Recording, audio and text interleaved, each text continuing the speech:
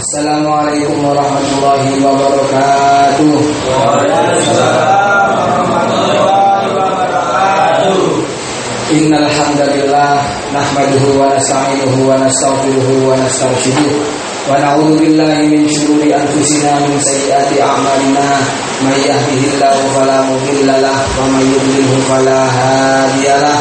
Asyhadu an la ilaha illallah wahdahu la syarika lah wa asyhadu anna Muhammadan abduhu wa rasuluhu la nabiyya ba'dah.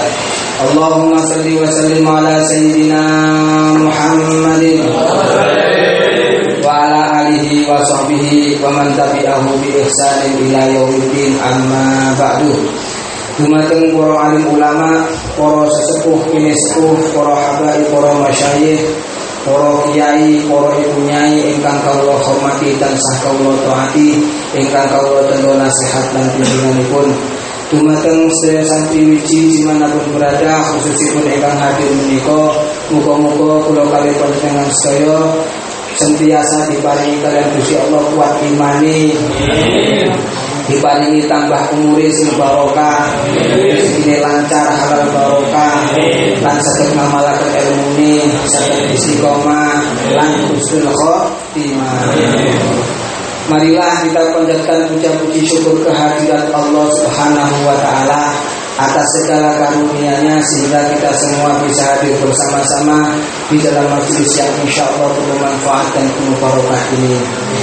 Salawat serta salam semoga terlimpahkan kepada junjungan kita baginda Nabi Muhammad Rasulullah sallallahu alaihi wasallam, dan semoga terlimpahkan kepada keluarganya dan juga para sahabatnya dan juga orang-orang yang selalu mengikuti sunnah beliau dengan sebaik-baiknya hingga di akhir zaman. Marilah kita lanjutkan, kita mulai kajian ini. Lanjutan Kamis yang lalu masih mengenai rukunnya sholat, yang mana saat ini kebetulan tepatnya pada rukun sholat yang nomor 3 ini menika mengenai takbiratul ihram. Kelanjutan yang lalu. Sebelumnya saya baca dulu, insyaallah tepat kalimatnya pada wala yasifu fiha taqdimul khabari alal mubtada'i. Wala yasifu fiha taqdimul khabari alal mubtada'i. Monggo dipun tambahi sabutane. Bismillahirrahmanirrahim. Qala al-musannifu rahimahullahu ta'ala wa nafa'ana bihi wa bi ulumihi wa bi asrihi fid dharain amin ya mujibas sa'ilin. Bismillahirrahmanirrahim. Wala yasifulan ora sah fiha ing dalem takbiratul ihram apa takdimul khabari dinaken khabar alal mubtada'i ing atase mubtada, kakoli kaya dawune wong utawa ucapane musalli, nyatane ucapan akbarullah. Waman utawi sapane wong iku ajaza apa sapaman alan nuki ing atase ngucap dia kelawan takbiratul ihram bil arabiyyati kelawan lughat Arab, tarjama mongko nerjemah nang sapa musolli anha saking arabiyyah bi ayyi lughatin kelawan dene lughat sa'akan kersa sapa musolli walayak tinulan ora kena ngale sapa musolli anha saking takbiratul ihram ila dzikrin maring dzikir akhara kang meneh. Alhamdulillah saat ini kita masih sampai pada penjelasan mengenai rukun salat yang nomor 3 ini menika takbiratul ihram, yang mana sebagian penjelasannya itu sudah diterangkan pada Kamis yang lalu. Monggo penjelasan secara detail dipun pirsani malih, dipun dengarkan lagi perkaranya, nggih. Nah, sama ini wa taqdimul khabar wa la yasifu fiha taqdimul khabari alal mubtada'i. Akaulihi akbarullah. Orang yang sholat itu tidak sah, ya, mendahulukan khobar, ya, mengucapkan takbiratul ihram. Ya, orang yang sholat itu tidak sah mengucapkan takbiratul ihram dengan cara mendahulukan khobar, mengakhirkan mubtada'nya. Jadi mengucapkan takbiratul ihram dengan mendahulukan khobarnya dan mengakhirkan mubtada'nya itu tidak sah. Sebagai contoh, asalnya Allahu Akbar. Oke, niku mubtada didahulukan, khobar diakhirkan, lanjut. Lalu kok panjenengan wali khobar didahulukan, khobar mubtada diakhirkan, menjadi akbarullah, begitu. Jadi takbirnya diwali seperti itu, maka tidak sah. Tidak sah takbiratul ihramnya, berarti tidak sah pula sholatnya. Lalu kemudian wa yusunnu alla yaksura at-takbira bi haitsu la yufhamu ila wala yutitahu bi ayyi balligha fi matihi bal yatawassatu. Terus kemudian di dalam takbiratul ihram itu disunatkan, di dalam mengucapkan takbiratul ihram itu jangan terlalu pendek, jangan dipendekkan bacaan takbiratul ihramnya itu. Yang mana sekiranya memendekkannya itu tidak dapat difahami, bihaitsu la yufhamu. Bagaimana batasan pendeknya? Batasan pendeknya itu sekiranya membaca takbiratul ihramnya itu dengan sekadar panjangnya bacaan mat tabi'i, dengan sekadar ukuran panjangnya bacaan mat tabi'i. Bacaan mat tabi'i itu satu alif sama dengan 2 harokat. Jadi Allahu Akbar, ngaten tok, kan tilu niku 2 harokat. Allahu Akbar loh. Itu terlalu pendek. Dan yang seperti itu tidak disunatkan, berarti dimakruhkan yang seperti itu. Dan tidak pula dan disunatkan juga wala yumtitahu bi ayyubaligha fi matihi. Dan disunatkan juga ketika membaca takbiratul ihram jangan membacanya terlalu panjang. Jangan membacanya terlalu panjang, ya, terlalu panjang. Akan tetapi bal yatawassatu, akan tetapi membaca takbiratul ihramnya itu disunatkan sedang-sedang saja, ya, dibaca sedang-sedang saja, tidak terlalu pendek dan tidak pula terlalu panjang. Bagaimana batasannya tidak terlalu pendek, tidak pendek dan juga tidak terlalu panjang? Itu batasannya, ya, bi ayyazida alal maddi tabi'i, yaitu bacaannya itu sekiranya melebihi dari ukuran panjangnya bacaan mat tabi'i tadi. Kalau tadi mat tabi'i 1 alif sama dengan 2 harokat, berarti kalau bisa tambahi, ya, Allahu Akbar misalkan 6 Allah, atau kurang dari itu misalkan. Nah, itu disunatkan seperti itu bacaannya. Jangan sampai terlalu panjang juga. Ngaten nggih? Wal isra'u bihi aula min maddihi li alla tazulan niyyah. Membaca takbiratul ihram dengan cepat itu lebih utama daripada membaca takbiratul ihram dengan dipanjangkan. Ya, jadi membaca takbiratul ihram dengan cepat itu lebih bagus, lebih utama daripada membaca takbiratul ihram dengan dipanjang-panjangkan. Agar supaya apa? Lebih dibaca cepat itu lebih utama dibaca lebih cepat. Lebih utama dibaca cepat. Itu agar supaya ketika takbiratul ihram niatnya tidak keburu hilang. Niat yang dibaca di dalam hati enggak keburu hilang. Makanya disunatkan cepat macane. Jangan terlalu panjang. Sekalipun cepat itu jangan sampai terlalu pendek. Yang sebagaimana keterangan awal tadi, terlalu pendek itu berarti sekiranya panjangnya itu dalam panjangnya seukuran mat tobi atau 1 alif sama dengan 2 harokat. Ya, seperti itu tadi. Terus kemudian wa ayyujhira bi takbiratil ihrami, ya, wa takbiril intiqali al imamu. Bagi seorang imam disunatkan ketika membaca takbiratul ihramnya itu disunatkan membaca secara keras, dikeraskan pembacaannya, dibanterno suaranya. Ya, bagi seorang imam ketika membaca takbiratul ihram dan membaca takbir intiqalnya. Kenapa takbir intiqal? Itu takbir yang dilakukan ketika perpindahan dalam satu rukun ke rukun yang lain. Ya, itu namanya takbir intiqal. Dan membacanya bagi imam disunatkan mengeras. Nah, agar supaya apa? Liyasma'al ma'mumin, liyusmi'al ma'mumin, faya'lamu sholatahu. Agar supaya imam ini bisa memperdengarkan suaranya pada seluruh makmum, sehingga semua makmumnya mengetahui sholatnya imam. Ini bagi imam. Pertanyaannya, kalau selain imam apakah ada kesunatan mengeraskan takbir? Jawabannya tidak. Selain imam itu siapa? Misalkan makmum atau munfarid, orang yang sholat sendirian. Maka disunatkan bagi yang kedua orang tadi untuk membaca takbiratul ihram dengan isror, dengan pelan-pelan saja. Gitu? Ngaten.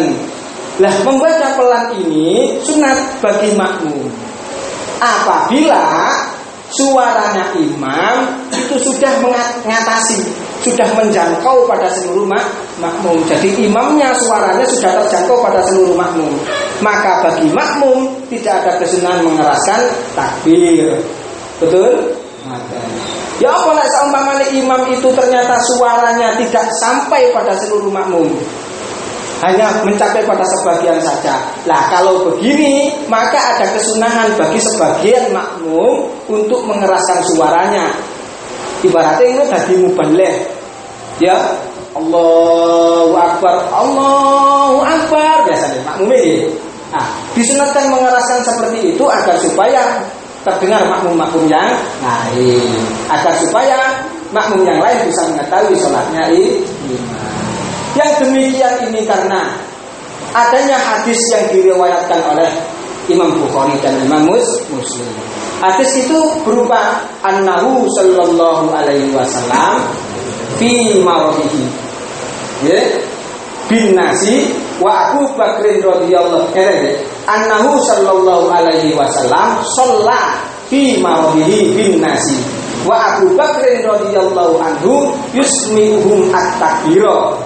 Suatu ketika Rasulullah Sallallahu Alaihi Wasallam, di dalam hadis ini dijelaskan bahwa Rasulullah Sallallahu Alaihi Wasallam itu pernah melakukan sholat ketika dalam keadaan sakit dengan berjamaah dengan para sahabat. Nah, sementara Abu Bakar, sahabat Abu Bakar memperdengarkan suaranya takbir pada makmum. Nah, inilah yang dibuat dasar, sebab salah satu hadis yang dibuat dasar untuk bahwasanya disunatkan bagi makmum menyampaikan suara takbir ketika suaranya imam itu tidak sampai pada seluruh makmum. Saya diterangkan ya. Dan lalu kemudian lalu mengeraskan suara.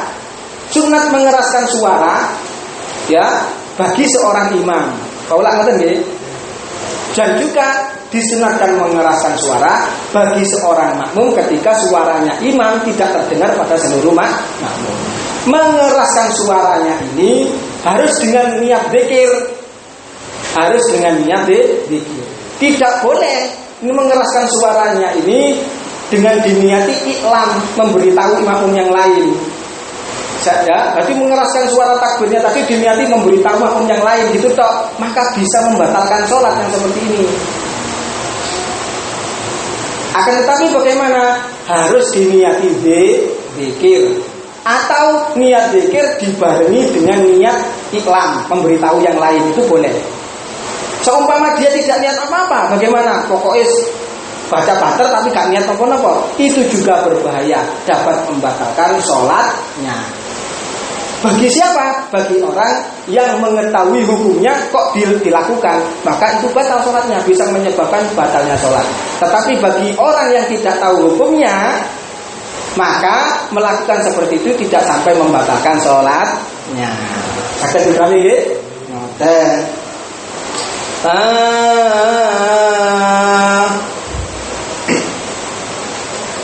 Lalu wala yundabu tikrarut takbiri fa in karrarahu wa nawa bi kullin minha al iftitaha dakhala fis sholati bil autari fa kharaja minha bil isfa'i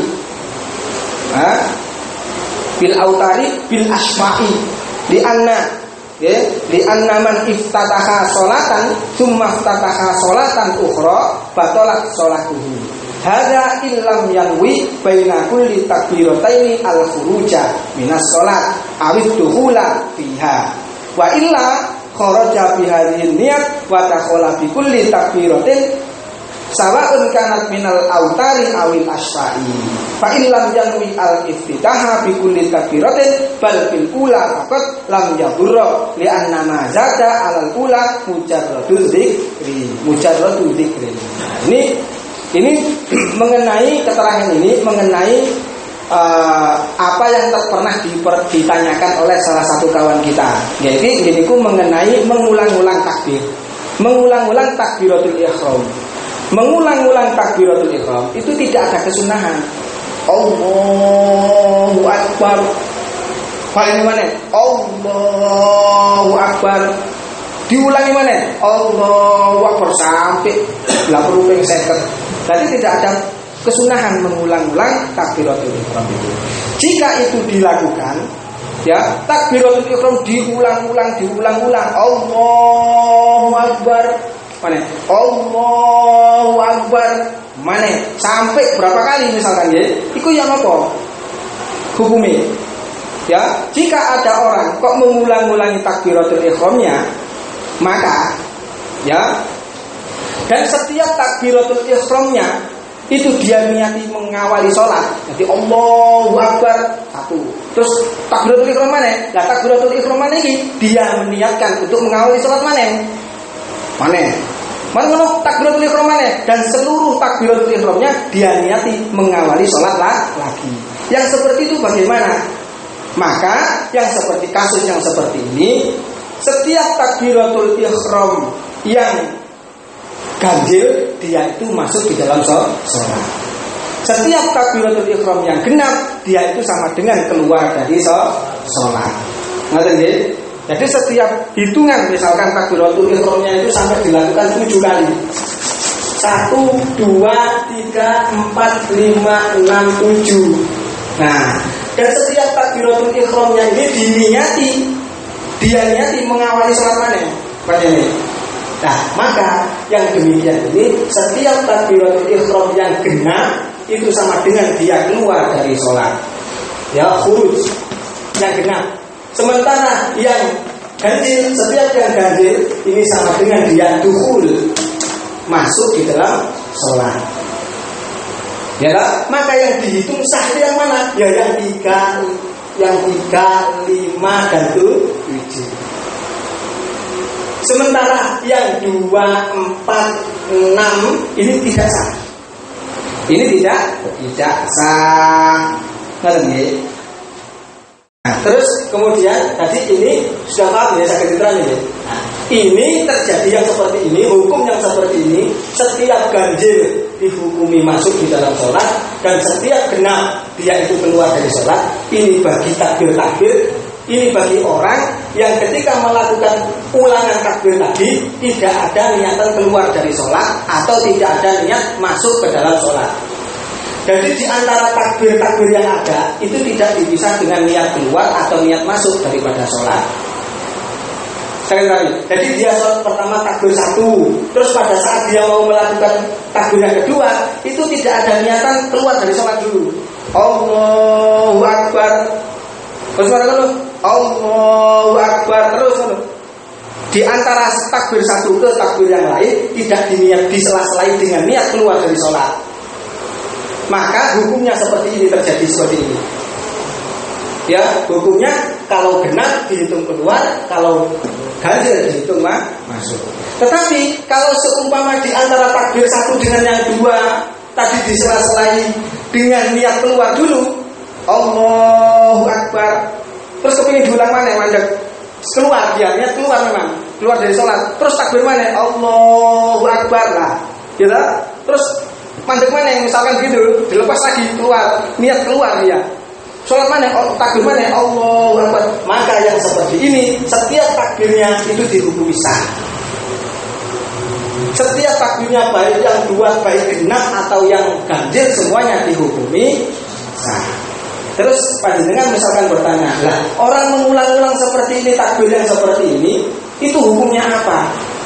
Orang yang mengulang-ulang takbir yang seperti ini itu hukumnya haram. Ya, hukumnya berdosa. Dia itu haram.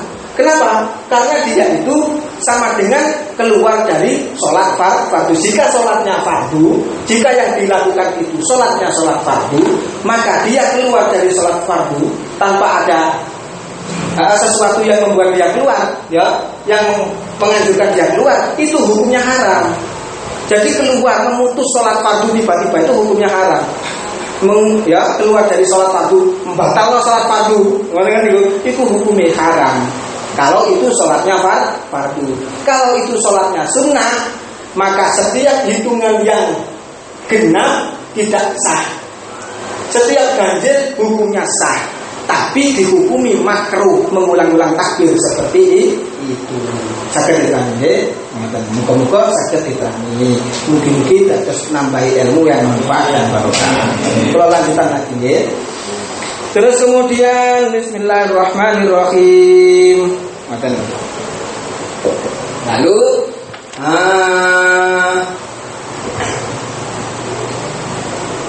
waman ajaza anil nutqi biha bil arabiyyati tarjama anha bi ayyi lughatin syaa wa la yaqilu anha illa ila dzikrin akhara, ya.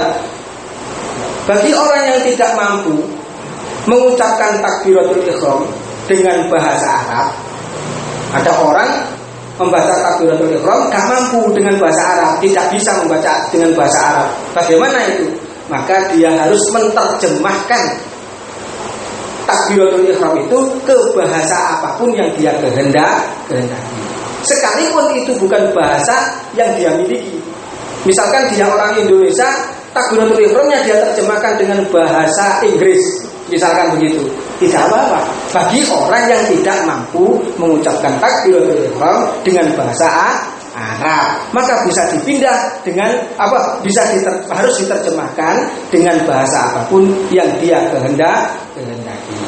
Dan dia tidak boleh berpindah dengan zikir yang lain. Jadi karena dia tidak mampu membaca Allahu Akbar, akhirnya diganti dengan zikir yang lain, misalkan sama-sama Arabnya begitu. Meskipun sama-sama Arabnya, itu tidak boleh. Apa yang harus dilakukan? Ya tadi harus diterjemahkan dengan bahasa yang lain, dengan bahasa apapun yang dia kehendaki. Nggih, saged diterangke nggih. Terus kemudian wajibu lan wajib apa korun niati barengaken niat bil takbiri kelawan takbir. Wa amman Nawawi anapun utawi Imam An-Nawawi iku fahtaro mongko milih sapa Imam An-Nawawi al-iktifa'a ing alap cukup bil muqaranati kelawan muqaranah barengaken niat al-urfiyyati kang bangsa urfi bihaitsu yu'addu kelawan sekirane den wilang-wilang urfan ing dalam urfi ing dalam umume apa annahu ing dalam umume menungso apa annahu setuhune wong iku mustahdirun wong kang amrih ngadiraken lisolati maring salat. Lalu di dalam pembacaan takbiratul ihram, di saat itu dia itu diwajibkan membarengkan niatnya dengan takbiratul ihramnya. Jadi diwajibkan bagi seorang musolli itu membarengkan niatnya dengan bacaan takbiratul ihram. Nah, terus di dalam pembacaan takbir membarengkan niat dengan takbiratul ihram ini, ya, ada 4 istilah fuqaha yang berhubungan dengan pembarengan niat dengan takbiratul ihram. Ya, yaitu ada kalanya istihdor hakiki, istihdor urfi, muqaranah hakikiyah, muqaranah urfiyah. Nah, itu yang perlu kita ketahui dulu. Jadi sebelum kita menjelaskan mengenai membarengkan niat dengan takbiratul ihram, maka sebaiknya kita ketahui dulu 4 istilah fuqaha mengenai sesuatu yang berhubungan dengan pembarengan niat dengan takbiratul ihram. Apa itu? Pertama, 1, istihdhar hakiki. Kedua, istihdhar urfi. Lalu ketiga, yaitu muqaranah hakikiyah. Ini yang perlu kita ketahui ya. Lalu yang keempat adalah muqaranah urfi. Urfiyah. Ini istilah fuqaha. Yang 4 ini berhubungan dengan membarengkan niat dengan takbiratul ihram. Istihdhar hakiki itu maksudnya apa? Ini kita bahasakan dengan bahasa yang sederhana saja agar supaya mudah dipahami. Yang dimaksud istihdhar hakiki itu adalah menghadirkan seluruh rangkaian sholat secara tafsil, secara terperinci, dimulai dari takbiratul ihramnya, ya rukun-rukunnya semuanya hingga tahiyatnya itu semuanya dihadirkan di dalam hati, dibayangkan di dalam hati. Bersamaan dengan itu juga dia harus menghadirkan apa yang diwajibkan di dalam niat. Yang diwajibkan di dalam niat kemarin apa? Kalau sholat fardu adalah apa? Qasdul fi'li, takyin sholat, lalu menyebutkan status fardu. Itu semuanya harus dihadirkan di dalam hati. Ya, secara perinci. Ini disebut istihdhar hakiki. Nah, kalau istihdhar urfi itu adalah menghadirkan rangkaian sholat tadi secara ijmal, secara global, pokoknya sholat. Ya, dengan bersamaan menghadirkan juga apa yang diwajibkan di dalam niat yang tadi, yaitu qasdul fi'li, statusnya sholat, lalu kemudian takyin sholat. Lalu kemudian yang dimaksud dengan muqaranah hakikiyah itu adalah meletakkan niat bersamaan dengan takbiratul ihramnya. Meletakkan niat bersamaan dengan takbiratul ihramnya ya secara pas, dimulai dari awalnya takbir hamzahnya Allah dengan akhir rohnya akbar. Semuanya itu harus diisi dengan niat, harus ada niatnya semua. Allahu Akbar ini dimulai alifnya sampai rohnya ini harus niatnya itu diletakkan secara bersamaan, secara pas. Ini disebut dengan muqaranah hakikiyah. Maka disebut ya. Lalu yang disebut dengan muqaranah urfiyah itu adalah membarengkan niat, meletakkan niatnya itu ya dengan takbiratul ihram pada bagian manapun dari bagiannya takbiratul ihram. Sekalipun bagian itu adalah bagian yang paling akhir daripada hurufnya takbiratul ihram, yaitu roh misalkan. Berarti barangkali niat pas roh akbar oleh itu secara muqaranah itu disebut muqaranah urfiyah. Lalu yang dikehendaki di sini mengenai membarengkan niat itu yang bagaimana yang dimaksud? Membarengkan niat di sini adalah menurut pendapat asal daripada mazhab Syafi'i. Pendapat asalnya mazhab Syafi'i itu mengharuskan istihdhar hakiki dan muqaranah hakikiyah. Itu pendapat asalnya mazhab Syafi'i mengatakan demikian. Yaitu apa? Harus menghadirkan sholat secara terperinci dulu sebelum takbir. Dihadirkan dulu dia sholatnya, dihadirkan di dalam hati, diangan-angan dulu, dibayangkan di dalam hati, semuanya rangkaiannya secara perinci. Lalu kemudian niat yang harus disebutkan di dalam niat juga dihadirkan di dalam hati. Lalu wes sudah hadir, wes diangan-angan sudah diangan-angan tadi sudah ada, dihadirkan, lalu baru ke takbir. Nah pada saat takbir niatnya itu juga harus disampaikan secara pas, seluruhan takbirnya dimulai dari awal hingga akhir. Ini pendapat yang asal di dalam mazhab Syafi'i. Sakit kami. Akan tetapi ya wa amman Nawawi, anapun utawi Imam An-Nawawi iku faktaro mongko milih sapa Imam An-Nawawi al-iktifa ing alaf cukup bil muqaranati kelawan barengaken niat al-urfiyah kang mungso urfiyah bihaitsu yu'addu lawan sekirane dan wilang kurva dalam umumnya menungso apa annahu satune wong iku mustahdirun wong kang ngadiraken lis sholati maring salat. Jadi pendapat asalnya mazhab Syafi'i ini ngono kudu istidhar hakiki dan muqaranah hakikiyah. Oke.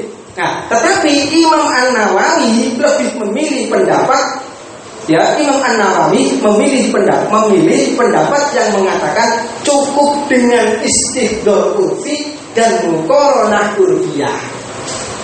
Yaitu bagaimana? Sebelum dia melakukan takbir sholat, dia menghadirkan sholat di rangkaian sholat itu secara global, menghadirkan sholat secara global. Ya, di samping itu dia juga menghadirkan apa yang harus diucapkan di dalam niatnya tadi. Sakit kami. Nah, lalu kemudian baru takbir Allahu Akbar dan niatnya itu disampaikan dan niatnya tadi dibarengkan dengan takbiratul ihram pada bagian manapun daripada takbiratul ihram itu. Sekalipun barengan dengan huruf yang paling akhir daripada takbiratul ihram. Ini yang dimaksud muqaranah urfiyah dan istidhar urfi. Nah, ini menurut Imam An-Nawawi cukup. Karena apa? Karena pendapat yang pertama tadi istidhar hakikiyah dengan muqaranah hakikiyah ini sulit diterapkan, itu sulit. Dan yang bisa melakukan hal itu hanya orang-orang tertentu, orang-orang khusus. Bagi orang awam sulit mempraktekkan seperti ini tadi. Sehingga Imam An-Nawawi lebih memilih yang lebih mudah, gampang diterapkan oleh orang awam. Ini tuh yang mana? Istidhar urfi dan muqaranah urfi. Ya, beda jenis sholat. Panjenengan harus hadirkan dulu mau melakukan sholat itu. Tapi global, pokoknya mau melakukan sholat di dulu takbir itu. Selanjutnya langsung takbir Allahu Akbar. Nah, dalam takbir itu baru sama ucapkan niat panjenengan di dalam hati dan dibarengkan dimanapun bagiannya. Tadi gak kudu dimulai dari awal hingga akhir. Angel itu sing daripada itu. Nggih, saya kira nggih. Nah, kurang lebih demikian. Muga-muga ngaji iki bermanfaat lan barangkali bacaan saya, keterangan saya dimulai awal hingga akhir ada kesalahan, ada kekurangan, mohon maaf sebesar-besarnya dan mohon jangan dikoreksi. Mugi-mugi ngaji iki bermanfaat lan barokah. Ilahuna wallahu a'lam bissawab. Assalamualaikum warahmatullahi wabarakatuh. Waalaikumsalam warahmatullahi wabarakatuh.